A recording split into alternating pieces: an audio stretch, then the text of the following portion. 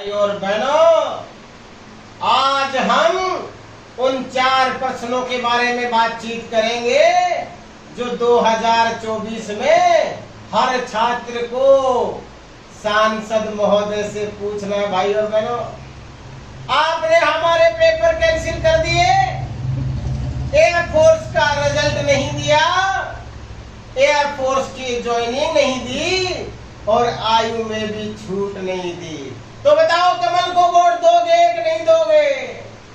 तो मेरे प्यारे साथियों, एक ही आवाज आएगी, अब की बार कमल को वोट हम नहीं देंगे। जय हिंद दोस्तों, मैं आपका दोस्त महेश सिंह शेखावत। मैं वो 4 प्रश्न आपको बताऊंगा जो हर विद्यार्थी को आपके सांसद महोदय से पूछना है। उनकी जिम्मेदारी है आपको जवाब देना। अगर वो जवाब ना देते हैं तो 2024 ज्यादा दूर नहीं, लोकसभा इलेक्शन के अंदर उनको भाई और बहनों याद जरूर दिलवाना है। आपको मैं बताऊं कि पिछले 2 साल से मेरे साथीगण कॉमन एंट्रेंस एग्जाम यानी आर्मी के एग्जाम की तैयारी कर रहे हैं। आर्मी के एग्जाम की तैयारी कर रहे हैं पिछले 2 साल से, और केंद्र सरकार कहती है कि हमने एग्जाम को कैंसिल कर दिया। भाई और बहनों, मैं आपको ये बात बता दूं कि पिछले 6 बार से लगातार सरकार इस एग्जाम को कैंसिल करती आ रही है। 6 बार सरकार ने एग्जाम को कैंसिल किया और हवाला पता है क्या दिया?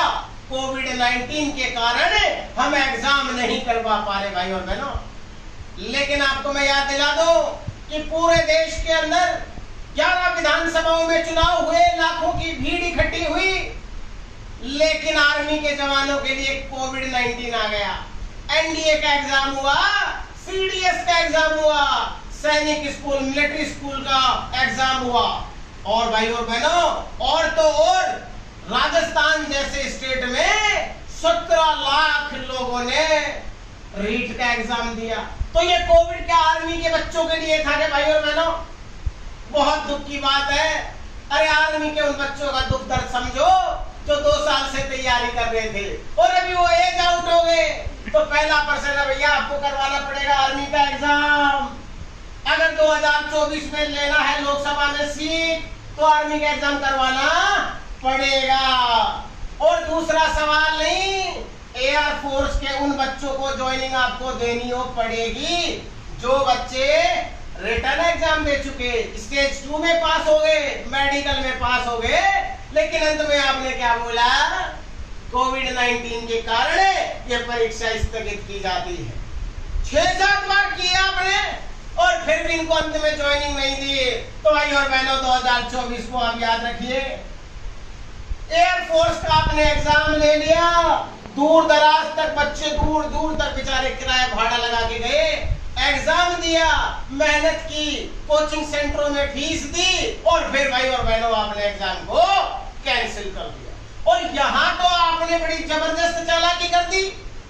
आपको पता है कि जीडी के अंदर पहले जो एज थी वो 17.5 से 21 वर्ष थी। भाई और बहनों, पहले आपने 14 जून को ये उम्र कर दी सभी के लिए, चाहे जीडी हो, ट्रेडमैन हो, टेक्निकल हो, और बाद में जब आपकी सरकार में दबाव आया तो भाई और बहनों आपने 2 बढ़ा के 23 साल कर दी। लेकिन किसकी करी? जीडी की। अब आप हमें जवाब दो सांसद महोदय, ट्रेडमैन, टेक्निकल और क्लर्क की जो पहले आयु थी 17.5 से 23 थी, क्या आपने इसको 25 क्यों नहीं किया? यहाँ पे आप आयु को खा गए, आयु को खा गए। ये बच्चे कहाँ जाएं? अब बताओ आप, ये बच्चे कहाँ जाएं?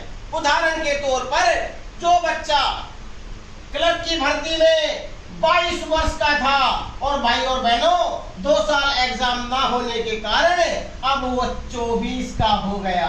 कितने का हो गया? 24 का।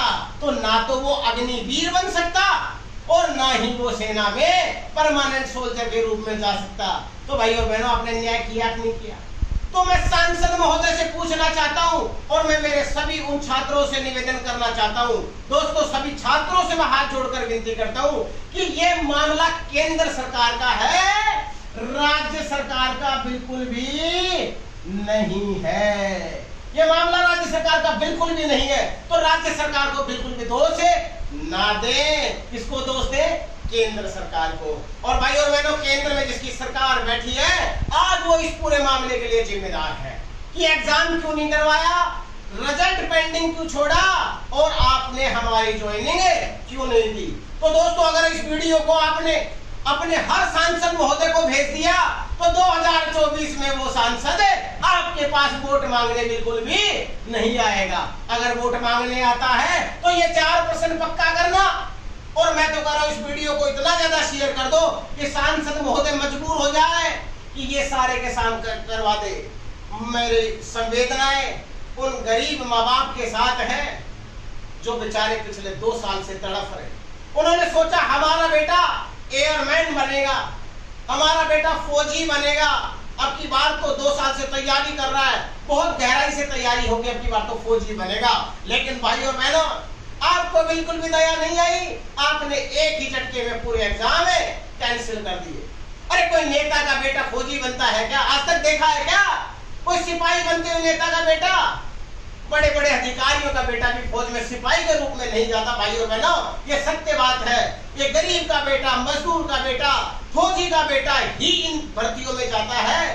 तो भाई और बहनों, याद दिलाओ 2024 अगर बनना है तुम्हें सांसद तो हमारे ये काम करने पड़ेंगे।